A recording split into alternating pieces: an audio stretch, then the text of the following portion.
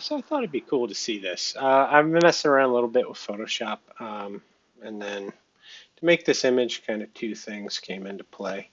One is that when I started with this thing, uh, I I wanted it for the top part of a blog or website, but it was like this. The aspect ratio wasn't as wide as I'd like, and I didn't want to crop it down and lose the treehouse stuff because this is a crazy treehouse that was built in Middlebury in the 70s by students.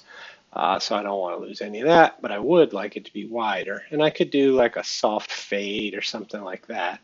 But what I did instead was take a shot at Photoshop's AI background stuff. So I just select a chunk here with the selection tool. I hit generative fill, and I'll just say continue the background.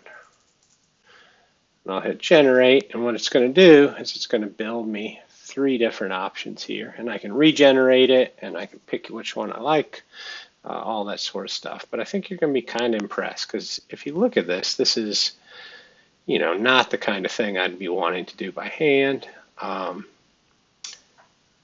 It's really pretty wild.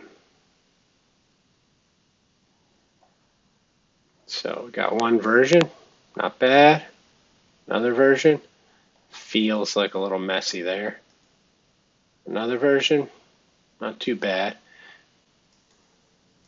You can see sometimes like the thing that I think is messed up is not the AI part. And if I wanted to, I could go in here and kind of touch some of this stuff up if I thought it felt a little bit artificial. But the one I ended up going with previously, I think, does it beautifully.